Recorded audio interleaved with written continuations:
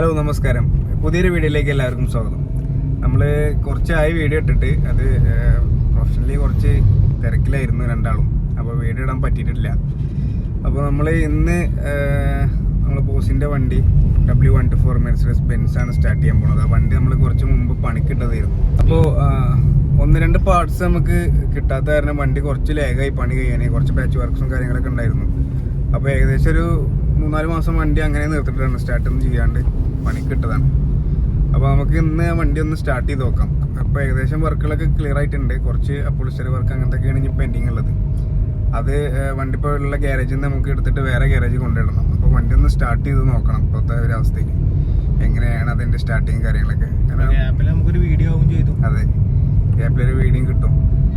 അപ്പോൾ പിന്നെ ഇപ്പോൾ നമ്മൾ കുറച്ച് ഫ്രീ ആയി. ഇനി നമുക്ക് വരും ആഴ്ചകളിൽ നമുക്ക് വീഡിയോകൾ പ്രതീക്ഷിക്കാം. മാക്സിമം നമ്മൾ വണ്ടിൻ്റെ അവൈലബിലിറ്റിയും കൂടി നോക്കണമല്ലോ. അപ്പോൾ അതും കൂടി സെറ്റ് ആണെന്നുണ്ടെങ്കിൽ നമ്മൾ വീഡിയോ കണ്ടിന്യൂസ് ആയിട്ട് ഇടുന്നതാണ്. അപ്പോൾ എല്ലാവരും സപ്പോർട്ട് ചെയ്യുക, സബ്സ്ക്രൈബ് ചെയ്യുക. വണ്ടി ഉണ്ടെന്നുണ്ടെങ്കിൽ നിങ്ങൾക്ക് പറയാം. അപ്പോൾ നമ്മൾ വന്ന് സ്റ്റാർട്ട് ചെയ്യാം. പ്രൊഫഷണലി ഒന്നല്ല, പക്ഷെ വണ്ടി കോളാക്കി തരില്ല, അത് ഗ്യാരണ്ടി. പക്ഷെ ഞങ്ങൾ സ്റ്റാർട്ടാക്കി തരും. കുറച്ച് കാലം പഴക്കമുള്ള വണ്ടിയൊക്കെ ആണെന്നുണ്ടെങ്കിൽ നമ്മൾ വന്നിട്ട് സ്റ്റാർട്ട്. നമുക്ക് ഇതെന്താ വെച്ച് കഴിഞ്ഞാൽ ഒരു ക്രൈസിൻ്റെ പുറത്ത് ചെയ്യണതാണ്, അല്ലാതെ നമുക്കത് എന്താ പറയുക, നമ്മൾ ഈ ഒരു ബിസി ലൈഫിൻ്റെ ഇടയിൽ ഒരു ഫൺ അത്രേ ഉള്ളൂ. ഓക്കെ, അപ്പോൾ മാക്സിമം സപ്പോർട്ട് ചെയ്യുക.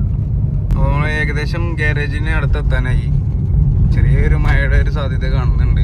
ക്ലൈമറ്റ് നിങ്ങളുടെ നാട്ടിലൊക്കെ എങ്ങനെ ക്ലൈമറ്റ് എന്നുണ്ടെങ്കിൽ കമൻറ്റ് ചെയ്യുക. ജസ്റ്റ് വെറുതെ ഇരിക്കില്ലേ, ഈ വീഡിയോ കാണുന്നവരൊക്കെ എന്തായാലും അത്രയും ഫ്രീ ആയിട്ട് ഇരിക്കുന്നവരായിരിക്കും ഇത് കാണുക. അപ്പോൾ എല്ലാവരും കമൻറ്റ് ചെയ്യുക, സപ്പോർട്ട് ചെയ്യുക മാക്സിമം. ഓക്കെ, നമ്മൾ ഗ്യാരേജിൽ വന്നപ്പോൾ തന്നെ കണ്ട വണ്ടിയാണ് ഈ എസ്റ്റീം. നമുക്ക് പണ്ട് നൊസ്റ്റാൾജിയ ദ കാർ എന്ന് പറഞ്ഞ ഫിലിമിലുള്ള വണ്ടി അല്ലേ, പക്ഷേ നമ്പർ വ്യത്യാസമുണ്ട്. അപ്പോൾ നമ്മളെ വണ്ടി ഇതാ കുറച്ച് ശോകാവസ്ഥയാണ്, കാരണം കുറച്ച് അധികം പണി ഉണ്ടായിരുന്നു. അപ്പോൾ അതാണ് മെയിൻ്റനൻസ് വർക്ക് കുറച്ച് കാലങ്ങൾക്ക് ശേഷം എടുക്കുകയാണ് വണ്ടി. അതാണ് ഇങ്ങനെ ഒരു പൊടി പിടിച്ച കണ്ടീഷനിലായത്. കൊല്ലം രജിസ്ട്രേഷനാണ് വണ്ടി. നമ്മൾ ആദ്യത്തെ വീഡിയോ ഈ വണ്ടിയിലായിരുന്നു നമ്മൾ വീഡിയോ എടുത്തിട്ടുണ്ടായിരുന്നു. നമ്മളെ ആദ്യം കൈപിടിച്ച ആളാണ് ഈ ഫീൽഡിലേക്ക്. ബോസിൻ്റെ സ്വന്തം ഉടമസ്ഥതയിലുള്ള 124 ആണ്. റയർ സ്പീഷീസ് ആണ്. എന്താണ് പറയാനുള്ളത്? പൈസ നമുക്കൊന്ന് നോക്കി നോക്കാം. ചെറിയ മെക്കാനിക്കൽ പാർട്സ് ഒക്കെ മാറ്റിയിട്ടുള്ളൂ, വേറെ അധികം പണികളൊന്നും ഉണ്ടായിട്ടില്ല. ഓയിൽ ചേഞ്ചസ്, ഫിൽറ്റേഴ്സ്, മറ്റേ നമ്മളെ ഫ്യൂസുകൾ, ഇങ്ങനത്തെ ചെറിയ മെക്കാനിക്കൽ വർക്കുള്ളൂ. മെയിനായിട്ട് പാച്ച് വർക്ക് ആയിരുന്നു ഉണ്ടായിരുന്നത്. കുറച്ചധികം ടൈം എടുത്തിട്ടാണ് ചെയ്തത്. വണ്ടിയുടെ അകമൊന്ന് കാണാൻ വർക്ക് എന്തൊക്കെ ഇട്ട സീറ്റും കാര്യങ്ങളൊക്കെ റിമൂവ് ചെയ്ത് വെച്ചാണ്. മൊത്തം റബ്ബർ കോമ്പൗണ്ട്, അതേമാതിരി പ്രൈമറി ഭാഗത്തൊക്കെയാണ് പണി നടന്നത്. ബാക്കി വേറെ പ്രത്യേകിച്ച് വർക്കുകളൊന്നുമില്ല. വണ്ടി മൊത്തം റീസ്റ്റോർ ചെയ്യാനുള്ള പരിപാടിയാണ്. അപ്പോൾ അതിൻ്റേതായ കുറച്ച് ടൈം എടുക്കും. മാരക സെറ്റപ്പിൽ എന്തായാലും വണ്ടി ഇറക്കുന്നതാണ് ബോസ് വാഗ്ദാനം നൽകിയിട്ടുള്ളത്. അവസ്ഥകൾ വീല് നമുക്ക് ചേഞ്ച് ചെയ്യണം. വീല് പർച്ചേസ് ചെയ്ത് വെച്ചിട്ടുണ്ട് ഓൾറെഡി. ബെൻസിൻ്റെ തന്നെ വേറെ മോഡലിൻ്റെ വീലാണ് ഞാൻ കാണിച്ചു തരാം. പിന്നെ അത് സൂട്ടാക്കണമെന്നുണ്ടെങ്കിൽ വീല് ഫിറ്റ് ചെയ്യണമെന്നുണ്ടെങ്കിൽ സ്പേസറും ആവശ്യമാണ്. അപ്പോൾ സ്പേസർ മേടിച്ച് വെച്ചിട്ടുണ്ട്. എത്ര ഇഞ്ചാ ഉണ്ടാക്കിച്ചതാണോ അതോ റെഡിമെയ്ഡ്? ഇത് ഉണ്ടാക്കിച്ചാണോ? ഇത് കൊള്ളുമോ? ലാസ്റ്റ് ലാലട്ടിനെ പോലെ ആവില്ലല്ലോ, കണ്ടാ മതി. വീലിൻ്റെ കാര്യം പറഞ്ഞിട്ടുണ്ടായിരുന്നു. ഇതാണ് പർച്ചേസ് ചെയ്ത് വെച്ച വീല്. 18 ഇഞ്ച് വീലാണ്. ടയറും 18 ഇഞ്ചാണ്. പിന്നെ അതിമിപ്പോൾ ഉള്ളത് എത്ര? 15. ബോണറ്റ് ഫുള്ളായിട്ട് ഒന്ന് പോക്കാം, അങ്ങനെ ഒരു ഓപ്ഷൻ ഉണ്ട് ഇതിന്.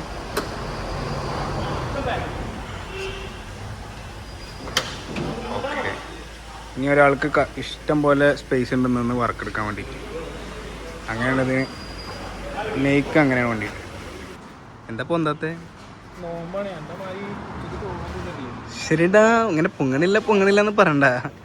ഒരാള് പറഞ്ഞിട്ടില്ലേ പള്ളികളുടെ രാജാവാണ്. ഇത് പോസിറ്റീവ് അല്ലത്. പോസിറ്റീവ് മാത്രം വയറ് വെച്ച് ഊരിയിട്ടുണ്ട്. ഇപ്പൊ അറിയില്ല എവിടുന്നാ ഊരിയത് എന്ന്. ഇത് പോസിറ്റീവ് നെഗറ്റീവാ? നെഗറ്റീവ് ആണല്ലേ. Okay, sorry.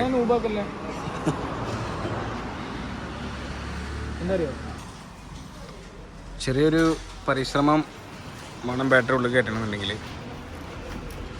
എടുത്താൽ സുഖമല്ലേ തിരിച്ചു വെക്കാൻ?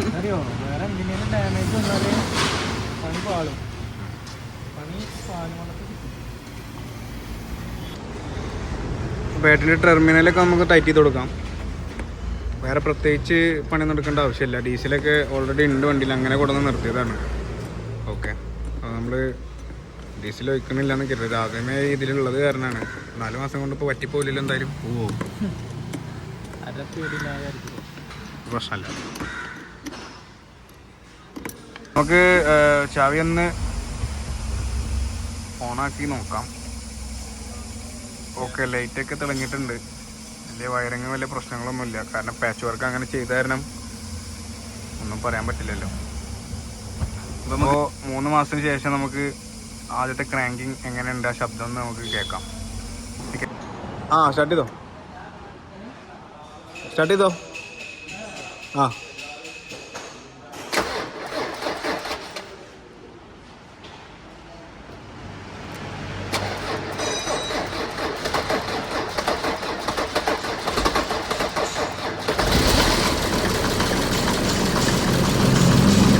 സ്റ്റാർട്ടായിട്ടുണ്ട് ഗൈസ്, ആൾ സ്റ്റാർട്ടായിട്ടുണ്ട്. ഫസ്റ്റ് സ്റ്റാർട്ടിൽ തന്നെ ഒന്ന് നീട്ടി ക്രാങ്ക് ചെയ്തപ്പോൾ ആൾ സ്റ്റാർട്ട് ചെയ്തു.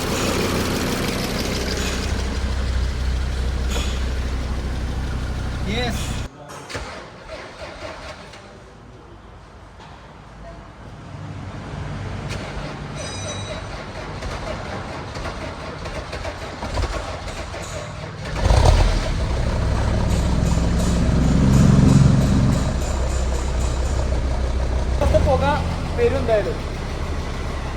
ഒന്ന് കാർബൺ കത്തിയിട്ടുണ്ടല്ലോ. ആയോ